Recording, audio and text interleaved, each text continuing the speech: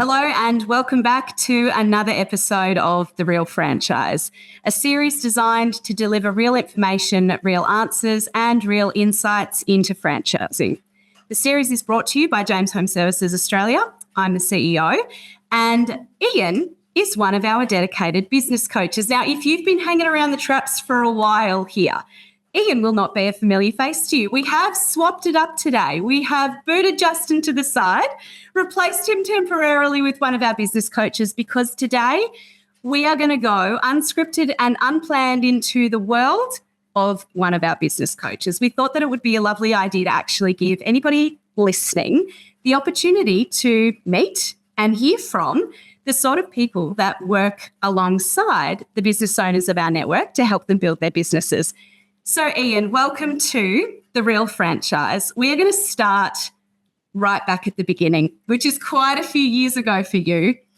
How long exactly have you been involved in James and where did it all start for you?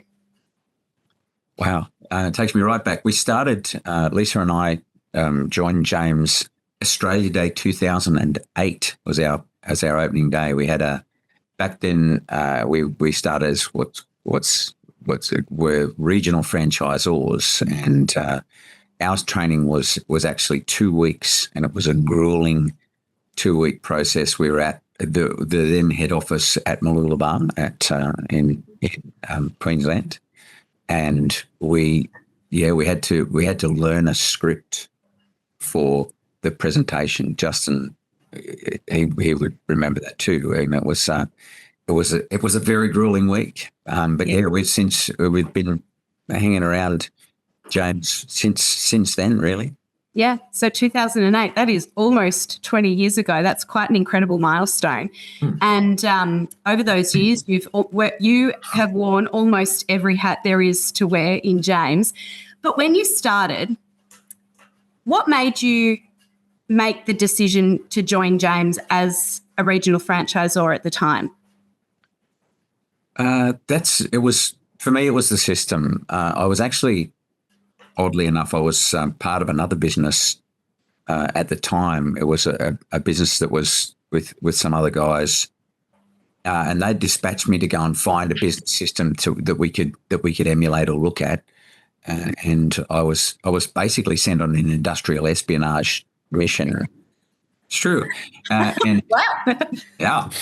And I got the interesting thing is that it really clashed with my own ethics along the way. But then we met.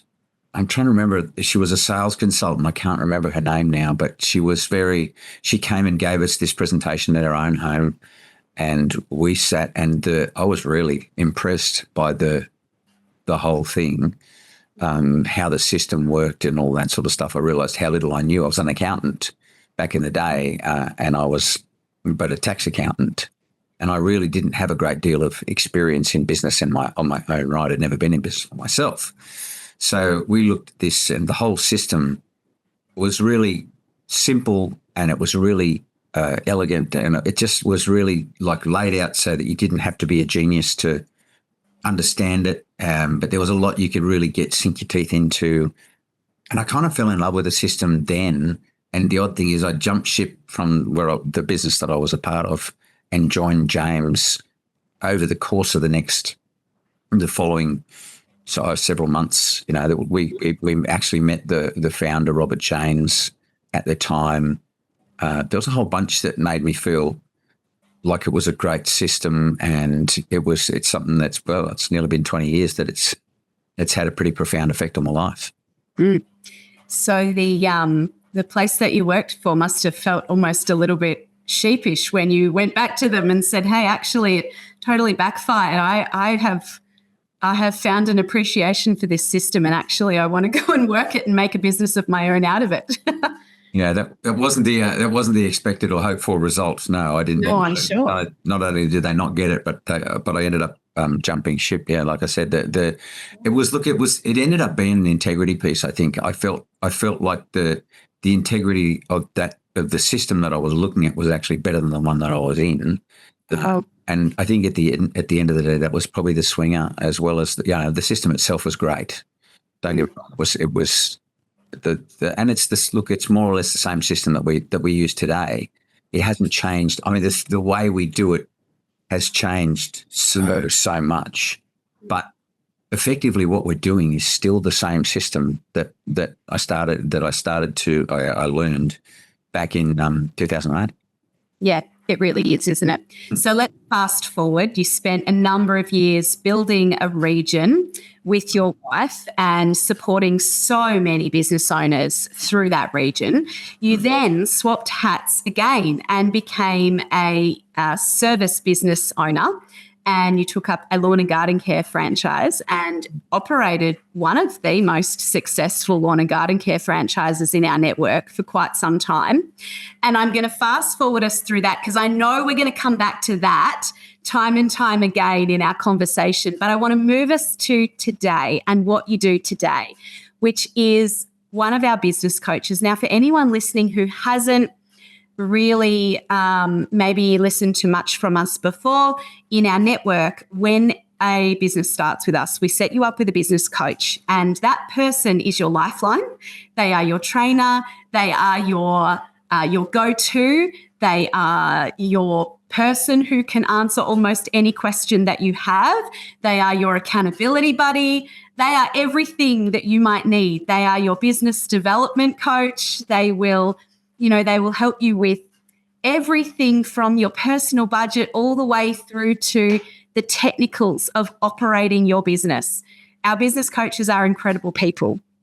And what we wanted to do in these videos was really give you a window into what their role is and what you might be able to expect from them. Ian, you've been a business coach with us now for a couple of years, and you work with a lot of very different business owners in our network. How would you describe the role that you do on a day-to-day basis? Well, you've summed up a lot of it. The key to it is it's about, for me anyway, it's about getting to know the people that I work with. It's about finding out their stories and what are their key drivers, what they're trying to achieve by being in business for themselves. We through the systems that you've been developing as well, Rhiannon, it's led by data.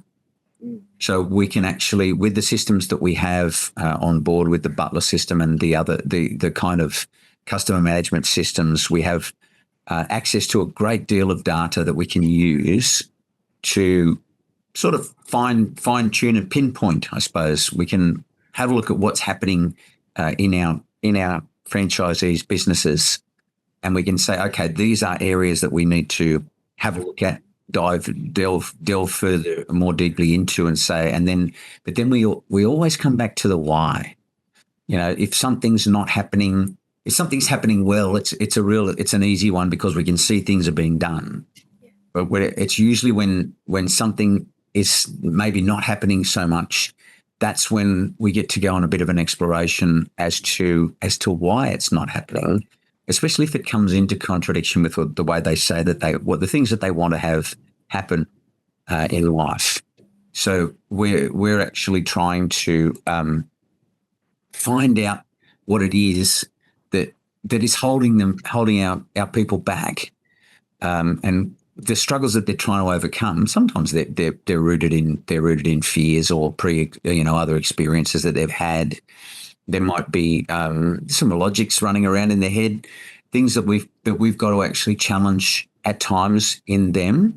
But it's always usually it's a support and guidance role that we try and feature the most, and I think that's the part that I get the most out of. Yeah, as far as that goes.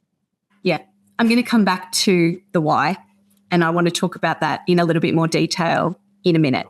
But first, do you think that the way we support our business owners is different in its approach to the way that generally other networks support their business owners? To be fair, I don't actually think about others. Yeah. If I'm honest, I know that our support is rooted in empathy. It's we care a lot about the people that we work with. And I've seen that across the board when we have our head office meetings, the level of care and the patience and the effort that we put into helping the people that we work with. I couldn't give you a comparison. I haven't ever bothered looking.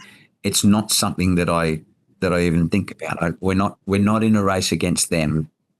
We're in a race against us. I heard it was on a book, an audio book that I heard this morning. I heard that particular line, and it really resonated with me. Is that we're not racing against other organisations. We're here to help our own people get the best that they want. So I can't really give you an answer to that in that regard. All I care about is that we do better every day to help our people.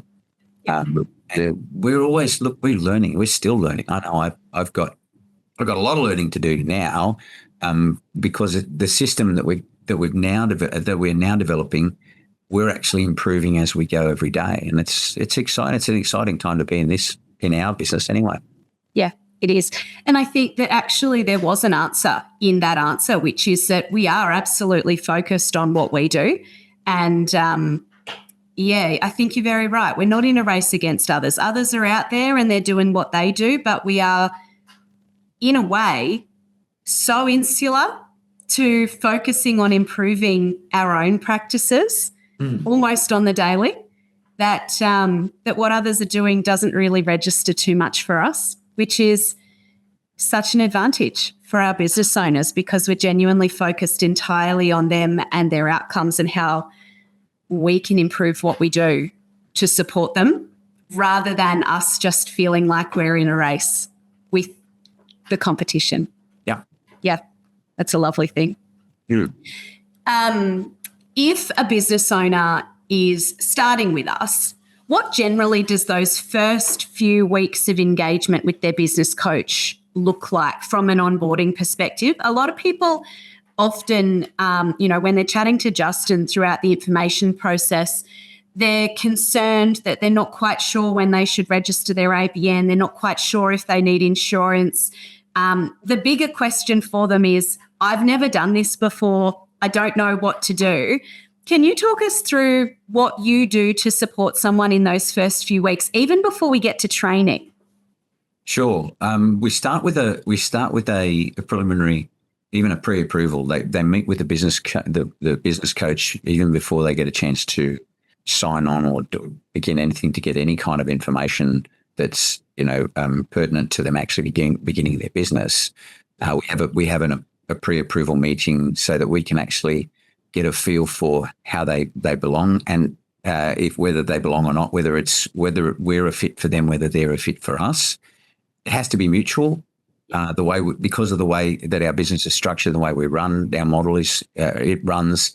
Then they have to be comfortable with us. Well, we also have to be comfortable with them because it is a support role that lasts throughout the course of their business, and it's something that it works. It far and away works the best if they're engaged with us. We'll offer the support no matter what. So from there, we have several meetings even prior to them starting with us. So we're responsible for their initial training as a business coach. But prior to that, we will meet with them. We've got a whole bunch of there's a checklist, a dedicated checklist of things that we've got to get done. That's it's not as long as your arm, but it's up there. And for that though, we also are developing a relationship with them along the way as well. So I had a meeting with a prospective franchise owner today, and I said from here on in, look, put my number in your speed dial. Support begins now, as far as I'm concerned, and that's pretty much the case. Support is one of the biggest factors from my perspective. Of course, I've got to say that because I'm a business coach, but for us, support is probably, I would think it's probably one of the biggest one of the power drivers that we have in our business is the support angle. And it's part of if I think about it, every member of the head office team has a support function, even to yourself, right? Because you support us in supporting them. So there's a whole array. We're all arrayed there, ready to go for the support. So yeah, we then start setting things up. We help them through, we guide them through setting up emails. We guide them through setting up voicemails. We guide them through setting up Google accounts and all sorts of stuff so that they can get themselves for marketing. We're prepping them. We're answering their questions as they go. Again, it's a time of look. It's a big commitment to make. It's a business. It's sort of, they talked about a hierarchy of different things that you get in your life. You talk about house and car and all that sort of stuff. And then the interesting thing is about a business is the business is the thing that helps you get all of those other things. So on those levels, a business is one of the biggest things that you'll ever commit to, because it actually is something that relates to your livelihood and being able to afford all the other things. So it's a really important decision. So that's why the support, it begins with from the very first meeting with Justin, and the information that we provide them. We're trying to give them enough information so that they truly come in with their eyes open as to what will be expected of them to be successful. I mean, they're going to have to expect it of themselves, admittedly, but we're here to support them in fulfilling that expectation as well. Yeah, very much. I mentioned earlier that you were, prior to joining the head office team as business coach, you were one of our most successful Lawn & Garden Care business owners. Do you think that, and actually what we're really proud of at the moment is that all of the business coaches in our network have been previous successful business owners in our network. How do you think that experience, walking the walk, so to speak, how do you think that helps you to be an even stronger business coach for those business owners now? Yeah, that's an interesting one. I think I was having to think about that earlier. Where it comes on an empathy piece. We really do have an understanding. I was a boots on the ground. I actually had my own, and I pushed a mower, and I was a hedger, and I did all that sort of stuff. And I really enjoyed that part of the business. I thoroughly enjoyed the service side where you got to interact with customers. So the actual, on the tools part of the business, it was, again, very fulfilling. And I think having that, but also the frustrations of it, I think knowing that some of the things of developing a business from scratch, it's all well and good for me to say as a coach that, you need to drop so many brochures, or you need to go and knock on a door, or you need to go and talk to somebody, or you've got to go to a business meeting or a function or whatever it happens to be. We did, from the very start in our James businesses, even as regionals, Lisa and I, we never told franchisees to do things that we wouldn't do. Whenever we told them to market their business at a stall or an event, we were always there with them. So I think that follows through for them from a coaching aspect, is that I would never tell somebody to do something that I wasn't willing to do myself as part of the business, and I only ever tell them to do things that are in the system, because I'm pretty sold on that too, because I've seen all the things that we do in the system and how they work and and I know why they work. So I think from a business coaching perspective, the capacity to actually share that information in a way that's real, and to say, well, when I did this was what happened, it adds impact.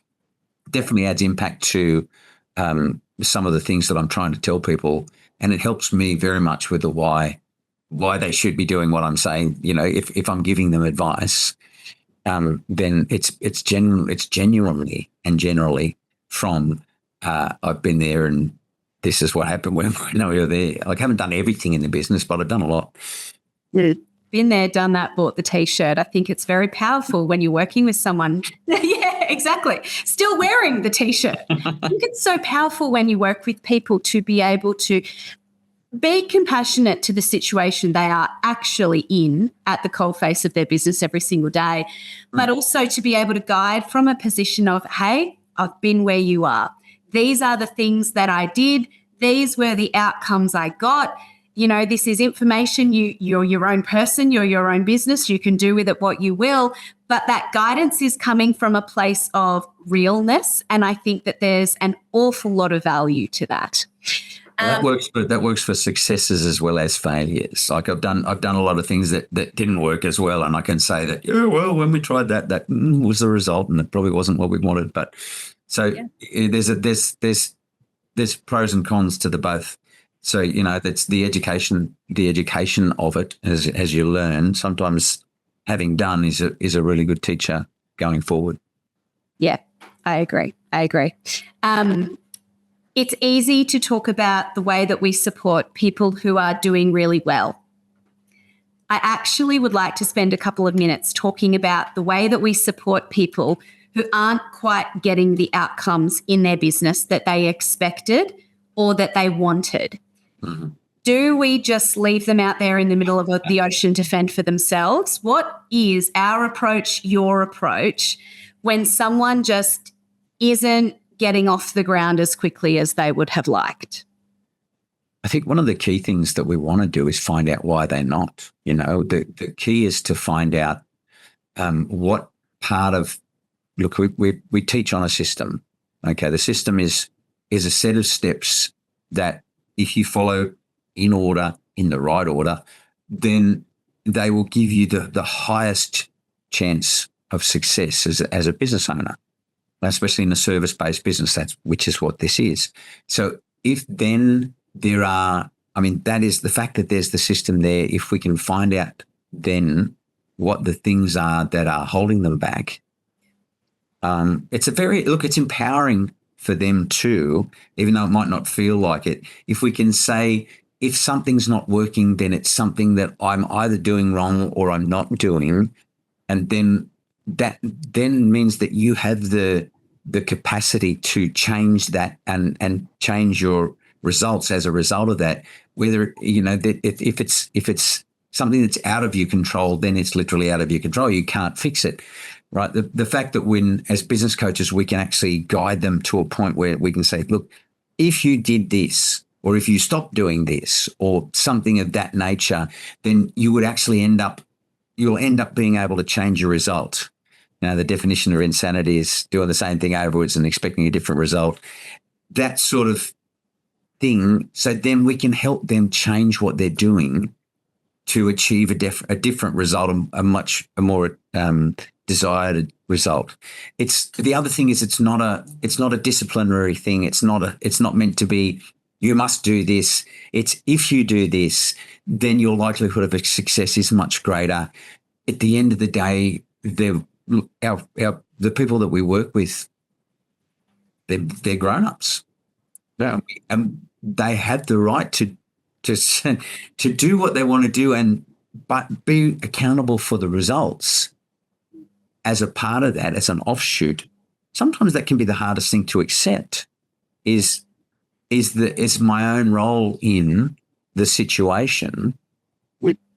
That I think that is our job as a business coach, is to actually also maybe cushion the shock of that sometimes when it happens, but also then to provide support and guidance in changing what they're doing, so that they can actually achieve that better result, the result that they were hoped for and that they'd started out within mind. We move towards targets all the time. That's why we do it. That's why we do what we do. Yeah. Yeah, very true. Do you find your role fulfilling? It's the most, for me anyway, that's a no-brainer. I've had a working life that started in the early 80s, late 80s, 88, Expo 88 was I remember that was when I first entered the workforce. And I'd have to say I was probably this many years old when I finally really started to get the fulfillment of doing a job where I could see that I really enjoy. I love working with the people that we work with. From the angle of just the involvement, the sheer involvement and being a part of the story, learning, sharing with them as they grow and that sort of stuff. It's immensely fulfilling in a way that it's never been before. I'm thrilled to be here. Yeah. You work some long hours, and as much as there are good elements and fulfilling elements of the role, there are also some really tough days as well. What gets you out of bed in the morning when you had a tough day the day before? Why do you do this? Yeah, look, I think there's there's got to be a streak of optimism in me that says that, I mean, we're dealing with behavior. Most of the time with coaching, it's a behavior thing, right? We're working with people, and look, sometimes when they're right up against it, we deal with comfort zones a lot as part of our everyday work. And most of the time we're asking people to do things that make them very uncomfortable. Actually talking face to face to people and answering phones and talking fast and booking quotes, not talking fast, returning phone calls fast. We're talking about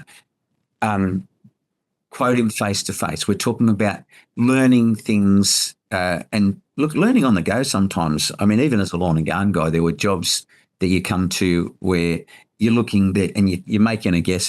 It becomes a guess sometimes as you're quoting, because I mean, some of the lawns were terrifying. They were really, really high and thick and all sorts of things. And every time even though you walk through it, sometimes you miss. So I've got myself lost now, but why you do what you do. That's right. I do what I do is because you get to share in the success of it.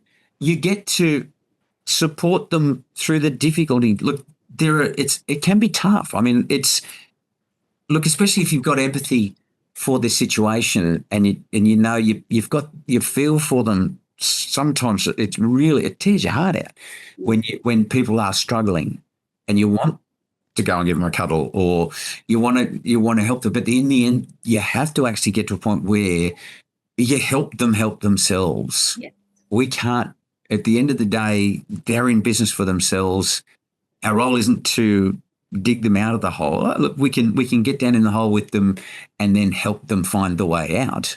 But it's not for us to dig them out of the hole, right? So but we can actually be there to shine a light, if it's that, to support them, give them moral support if they need a bit of that. If they're on the wrong path, it's to make suggestions to show them where the right path might be. It's any number of different. I mean, the story changes with each person. So the struggles that they have will relate to their personality type. It'll relate to their skill levels. It will relate to their attitude. And it's our job to find out which one of those things, or which combinations of those things even, that it is, and then help them find the solution that will take them where they want to go. And I think that's the thing that gets me up and gets me out of bed like at 4 o'clock every morning. Sometimes as I'm walking, as I do my pre-walk, I have to actually stop and write down notes and things like that, because that's where the ideas come. It's the inspiration for. And look, I'm getting a bit late in my working life now, and I'm playing catch up, because this is really absorbing, and it feels very worthwhile from my perspective anyway. It feels like it is a worthwhile use of a life. It is, isn't it? It is incredibly humbling, fulfilling, powerful to be able to watch someone who's come into our network, maybe not even having thought about running a business before, and who has used their business as a vehicle to get where they really wanted to go in life, whether it's being able to save that deposit for the first house, or even just, making more money than they've ever made before as an employee, and having a totally different financial position and being able to provide for their family in a way they never thought was possible, or simple things like taking their family on their first interstate holiday. There's so many incredible individual stories that come from our network, and I sometimes find it a little bit overwhelming in the best way possible, that what we get to do every single day is get out of bed and help these people create their stories. Absolutely. It's mine. It's the beauty about being involved with something for 18 years, 17, 18 years, something like that. This is my 18th year. And I've actually shared in several of those. There are several franchisees who've started that Lisa and I started back when we started, that have been here, and we've watched them grow families. We've watched them have their own move from a 1-bedroom apartment to that with no furniture to we watched them go from a second there. They moved into a furnished apartment, which with 2 bedrooms and much like 100% improvement in their previous thing. That was where their first child was born. They then went and bought themselves a townhouse, and their second child arrived. They then moved on to buy a house proper of their own with a yard, house in a yard, the proper Australian dream. And that was all through the business. It was they had no other income. That their business financed the whole thing, and we got to watch that. And look, we're almost the grandparents, a third set of grandparents to their kids. We have great relationships. I watched this. There's others like that.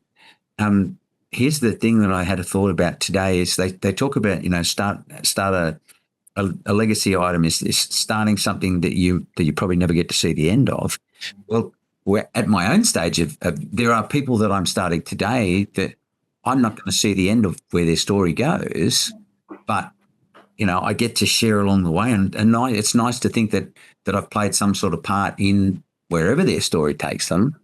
Is to be able to share that with them. That's a real, for me, that's the joy of what I'm doing now. I think that's the perfect place to leave this episode of The Real Franchise. Ian, thank you for doing what you do.